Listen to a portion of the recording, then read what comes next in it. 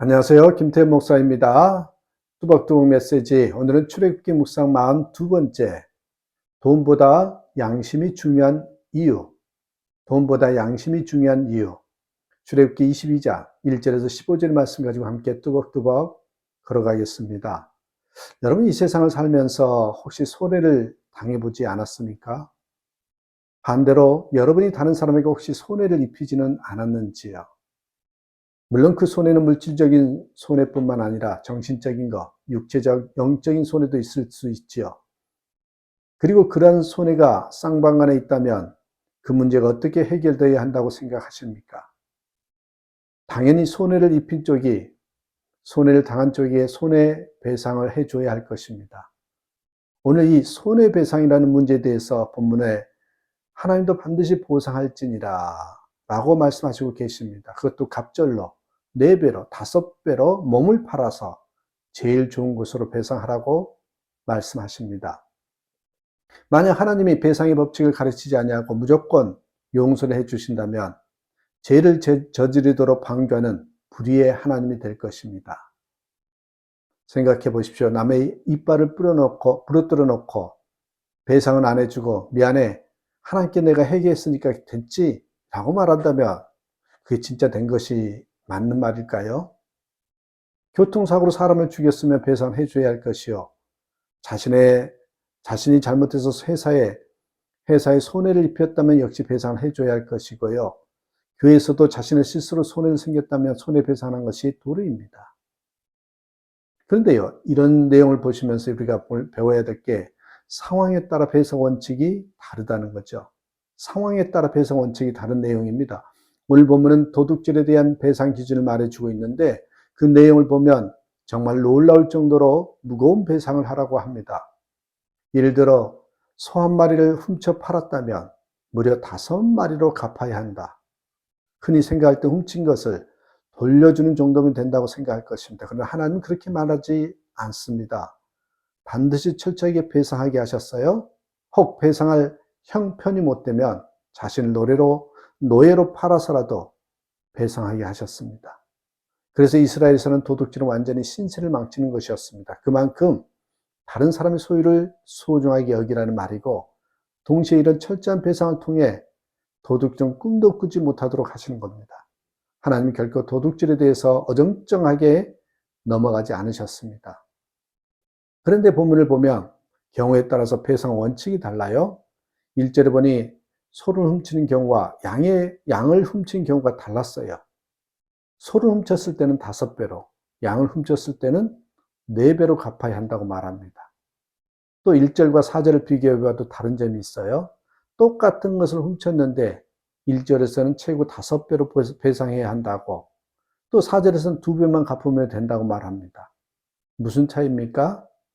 가만히 보면 1절에서는 소나 양을 훔쳐서 잡거나 팔아 없앤 경우고요, 4절은 아직 도살하거나 팔지 않고 보관하고 있는 경우입니다. 또 2절과 3절에 보면 낮에 훔친 경우와 밤에 훔친 경우도 다릅니다. 밤에 도둑질을 하러 들어갔어요. 그런데 그만 주인을 잘못 만났어요. 태권도 사범집에 들어간 거예요. 그래서 주인에게 맞아 죽었습니다. 그런 경우에는 주인은 정당방위로 책임이 없다는 것입니다. 그러나 낮이면 주인은 과잉방어로 살인죄가 적용되었습니다. 이렇게 구체적으로 나와요. 또 여러분, 고의적이고 무책임한 경우는 무겁게 배상했습니다. 왜 이런 차이가 있을까요? 여기에는 도둑질을 하는 사람의 마음 자세가 다르기 때문입니다. 먼저 소와 양의 경우를 생각해 봅니다. 우리는 소가 비싸기 때문에 소는 조금 배상하고 양은 많이 배상해야 공평할 것 같습니다. 그러나 하나님은 정반대로 보십니다. 양을 훔치는 경우보다 소를 훔치는 경우가 더 전문적인 도둑이라는 거지요. 그래서 이런 전문적인 도둑이 새 사람이 되려면 더 큰 결단이 요구된다는 것입니다. 소 한두 마리로는 안 되고 무려 5마리를 변사하는 각오를 해야 한다고, 그런 필연성을 이야기합니다. 하나님은 그러니까 동기를 보시는 분이라는 것입니다. 고의성이 어느 정도 있느냐 하는 것이죠. 하나님은 마음을 보시는 분이기 때문에 그 마음이 얼마나 완악한지, 또 얼마나 회개할 가능성이 있는지를 보시는 것입니다.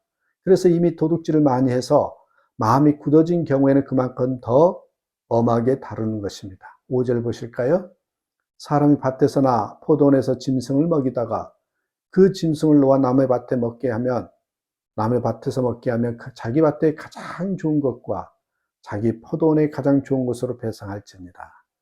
여기서 우리가 주의 깊게 읽어야 할 부분이 있어요. 그 짐승을 놓아서 라는 말과 남의 밭에서 먹게 하면 이라는 부분입니다.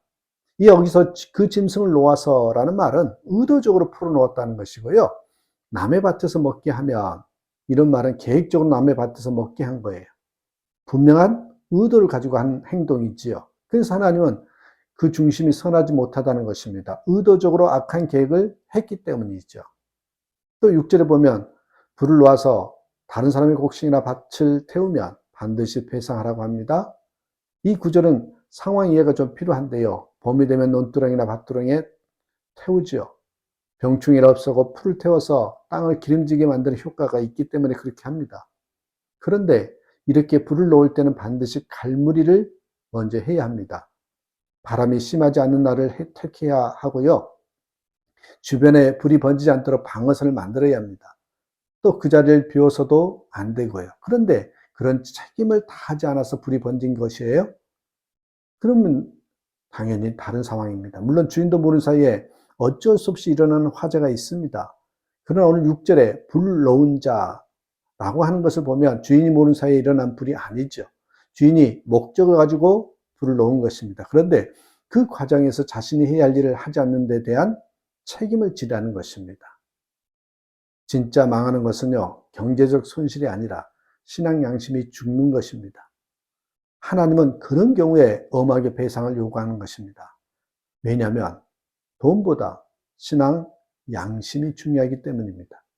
소 5마리를 잃고서라도 신앙 양심을 되찾이하는 것이죠. 배상하고 넘어가지 않으면 그 사람의 양심은 회복되지 않습니다. 그리고 그런 습성은 절대로 고쳐지지 않지요. 하나님의 백성들은 남의 것을 탐내서는 안 됩니다. 남의 것에 손을 대는 것은 결국 망하는 것입니다. 물질의 이득을 취할지는 몰라도 그 양심은 점점 죽어가는 것이기 때문이지요.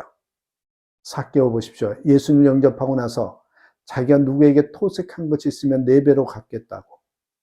이는 하나님의 말씀을 따라서 회개하고 청산하겠다는 것입니다. 하나님 말씀에 순종하고 참 그리스도인이 되겠다는 다짐이 있는 저와 여러분 되시기를 주님의 이름으로 축복합니다. 감사합니다.